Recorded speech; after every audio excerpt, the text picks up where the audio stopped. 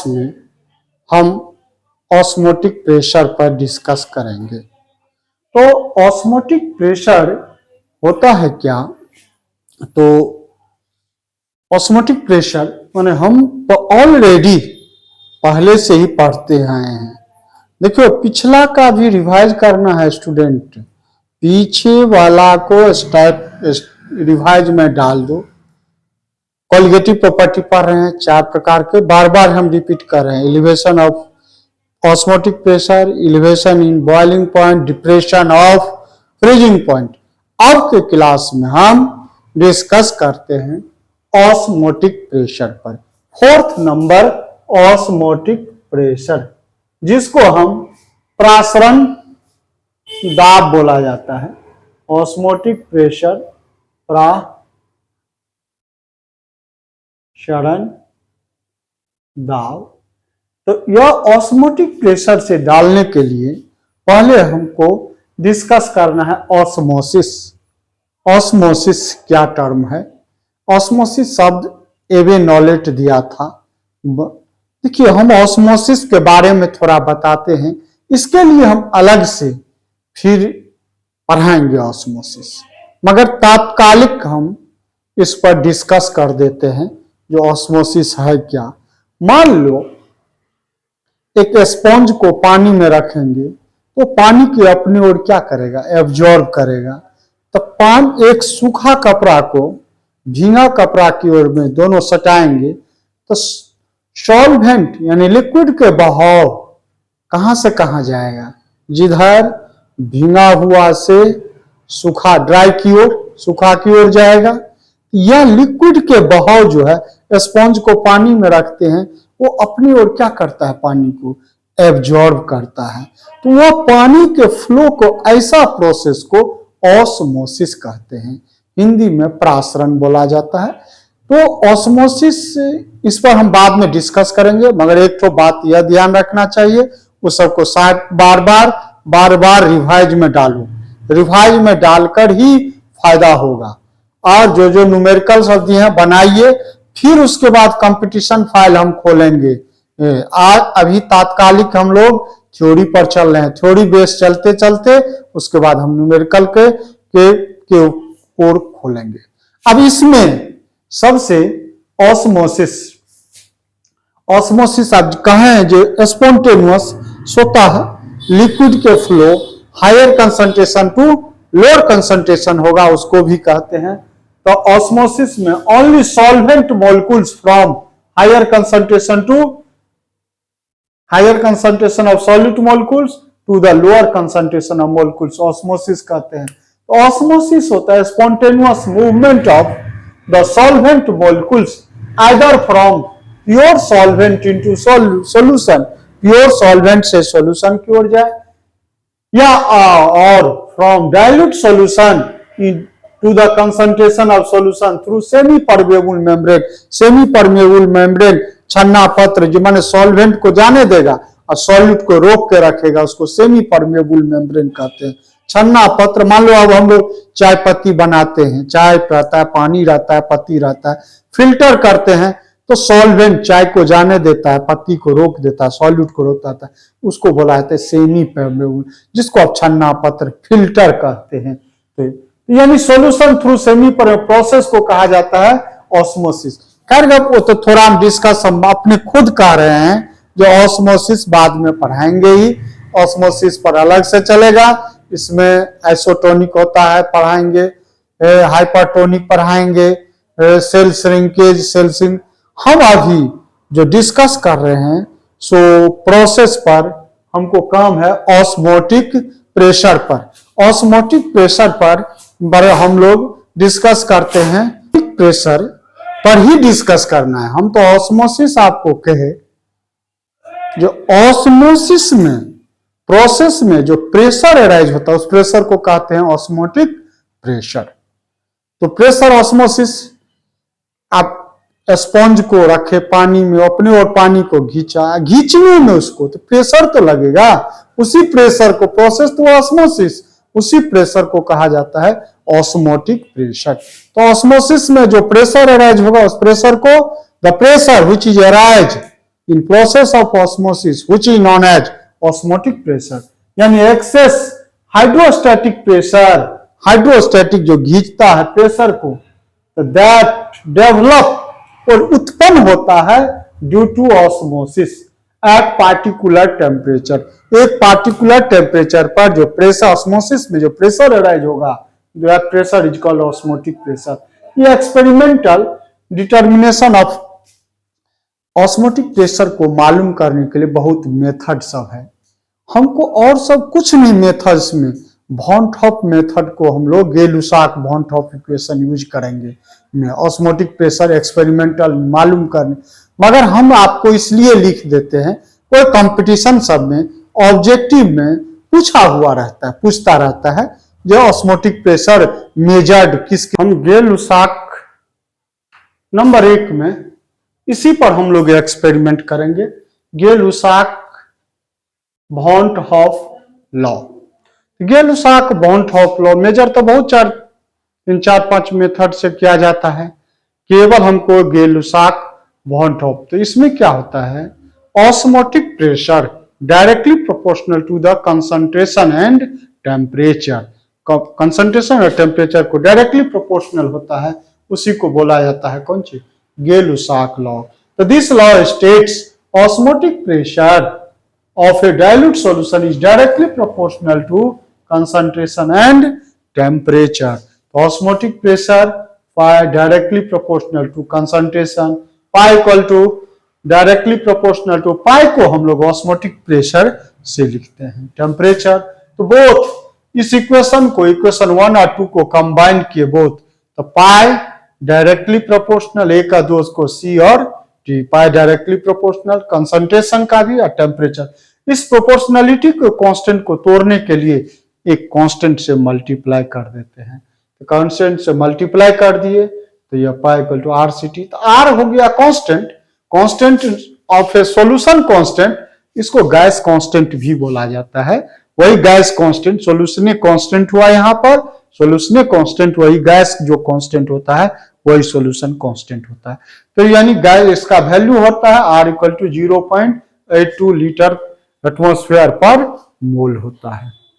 जो gas constant वही universal gas constant होता है। सवाल बनाने में सी जो रहता है कंसंट्रेशन, अगर इसको हम इक्वेशन को में यूज किया जाए, देखा जाए, जो कंसंट्रेशन को यूज करते हैं कंसंट्रेशन को और इसको मॉडिफाई किया जाए, तो इस वक्त में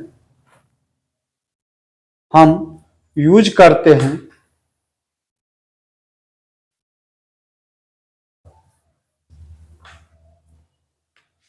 पाई equal to R C T. C होता है कंसंट्रेशन, कंसंट्रेशन एन बाय भी मोल बाय वॉल्यूम लीटर। इसको उठाकर सी होता है कंसंट्रेशन, कंसंट्रेशन, कंसंट्रेशन का वैल्यू होता है मोल बाय वॉल्यूम, वॉल्यूम होना चाहिए लीटर में। इसको उठाकर इसमें रख दो, तो pi R n by V T, cross multiplication कर दिए, pi V equal to n R T.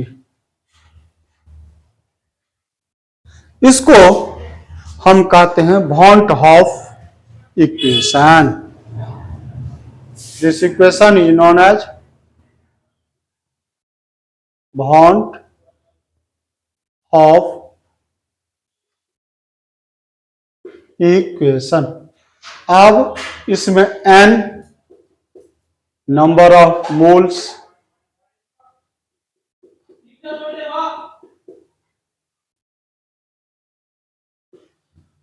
Are gas constant, T temperature, always temperature जो हम लेंगे सो केल्विन में लेंगे, टेम्परेचर इन केल्विन। भी हो गया वॉल्यूम, वॉल्यूम, वॉल्यूम हर हमेशा इसमें लेंगे वॉल्यूम इन लीटर। न्यूमेरिकल में अब देखिए जितना थ्योरी हम लोग पढ़े हैं उसको एक दो बार 3 बार देख लीजिए, वीडियो सब डिवाइड कर दिए, उससे आपको फॉर्मूला बैलेंस हो जाएगा।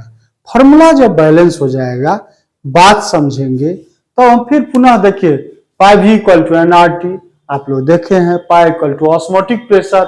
ऑस्मोटिक प्रेशर हमेशा एटमॉस्फेयर में लिया जाता है, इसलिए लिया जाता है, कांस्टेंट तो आप नहीं बदल सकते हैं ना, आर का वैल्यू फिक्स रहेगा ना, 0.0821 लीटर एटमॉस्फेयर पर मोल केल्विन, इसलिए आपको आर का वैल्यू के कारण प्रेशर एटमॉस्फेयर, एन हो गया नंबर ऑफ मोल्स, टी हो गया टेम्परेचर, टेम्परेचर जो होता है सो आपको केल्विन में यूज किया जाता है। तो इस सवाल टेम्परेचर आर वॉल्यूम हर हमेशा लीटर में लेंगे, ध्यान में रखिए सवाल में वॉल्यूम लीटर में लेंगे। टेम्परेचर अगर डिग्री सेल्सियस में भी रहे तो उसको केल्विन में कन्वर्ट कर दीजिएगा, यानी 273 उसमें जोड़ देंगे तो केल्विन में कन्वर्ट हो जाएगा। अगर आइसोटोनिक सॉल्यूशन है हम थोड़ा बताएंगे, हाइपरटोनिक आइसोटोनिक ये सॉल्यूशन सब बताएंगे। आइसोटोनिक सॉल्यूशन मींस प्रेशर क्या होता है, सेम प्रेशर कांस्टेंट रहता है।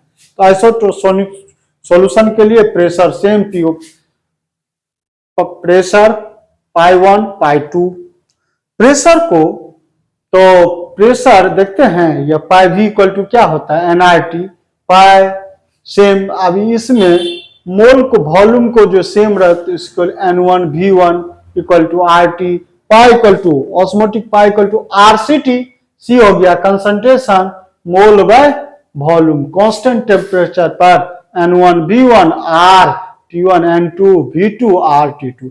तो देखिए एक सवाल दे रहे हैं हम, calculate osmotic pressure of 5% solution of cane sugar at 15 degree Celsius पर केन शुगर पर आपको हमको ऑस्मोटिक प्रेशर निकालना है सुक्रोज। तो इस सवाल में 5% सॉल्यूशन मीन्स हुआ 100 millilitre of solution contain 5 gram sucrose, 100 millilitre solution में 5 ग्राम सुक्रोज है। मोलर मास सुक्रोज का फॉर्मूला होता है सुक्रोज केन शुगर चीनी C12H2211, उसका मोलर मास निकालेंगे तो 342 होगा। ग्लूकोज का 180 होता है। वॉल्यूम हो गया 100, वॉल्यूम हर हमेशा तो देखिए मिलीलीटर में जरूरत पड़ता है, तो 100 मिलीलीटर जो है उसको 100 को 1000 से डिवाइड किए तो 0.1 हुआ, यह दोनों कैंसिल, 1/10 यह आर यह होता है।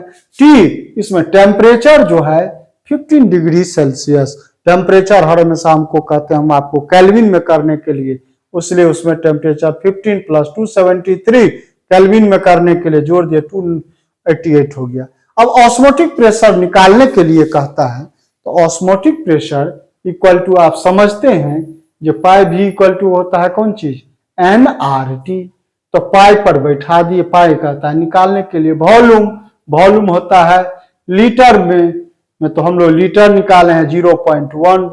अब इसको या mole, mole equal to weight in gram pi v/nRT, इसको तोड़ो पाई v रहने दो, मोल को weight in gram by molar mass into RT। तो देखो यह जो हमको प्रेशर जो ऑस्मोटिक प्रेशर तो v से इसमें डिवाइड होगा तो mv हो गया ना, तो osmotic pressure pi WRT by यह वॉल्यूम से v इंटू m। अब बैठा दीजिए वेट इन ग्राम, 5 R का वैल्यू दिए 0.082, T टेम्परेचर, टेम्परेचर इसीलिए 15 डिग्री सेल्सियस था, उसको केल्विन बदलिए, उसको 288 डिवाइड किए वॉल्यूम इंटू मोलरिटी, तो मोलरिटी जो है m जो है आपको मोलर मास, तो मोलर मास निकाले 342, वॉल्यूम लीटर में 0.1 हुआ, तो इससे डिवाइड किए तो इतना हो गया, आपको आंसर हो गया। हम आपको तो जितना बता दिए, एक देखकर आप इसको टास्क समझिए जो चाहिए पढ़ाने का रिजल्ट समझिए, इसको आप लोग सेल्फ ट्राई कीजिए। सेल्फ ट्राई करने से आपको कॉन्फिडेंस आएगा। अगर कोई प्रॉब्लम हो, इसमें कॉपी पेन पर लिखे रहिए, हमको मैसेज करके बताइए, ये सर ये सवाल हमको बता दीजिए आप। तो उसको आप खुद प्रयास पहले कीजिएगा।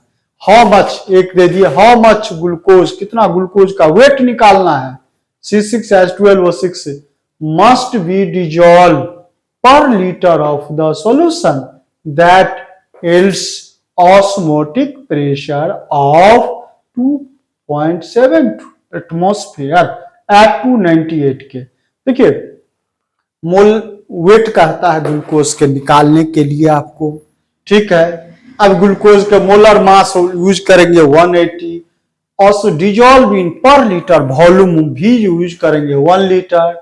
सॉल्यूशन के ऑस्मोटिक प्रेशर पाई आपको दे दिया है 272 आर।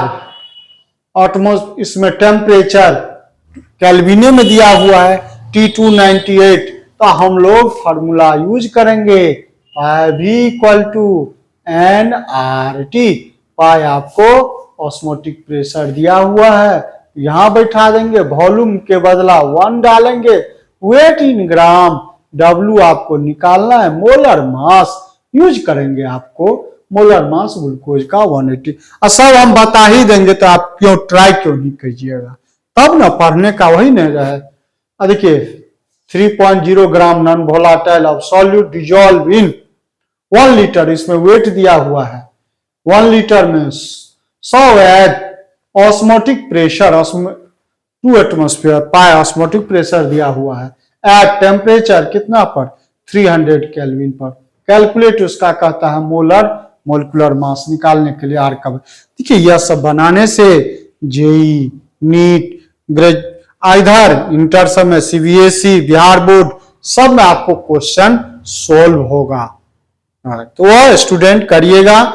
ऐसे ही आप हमसे जुड़े हुए रहिए, टाइम टू टाइम सब सिलेबस पूरा हम कंप्लीट सिलेबस पढ़ाने के लिए केमिस्ट्री हम तत्पर हैं, और कंप्लीट सिलेबस आपको 11th का, 12th का, ग्रेजुएशन का, सबका कंप्लीट सिलेबस मिलेगा, सभी सेमेस्टर का। ग्रेजुएशन ऑल यूनिवर्सिटी का सिलेबस हम करेंगे। अभी तो हम यही पर लेकर चल रहे हैं।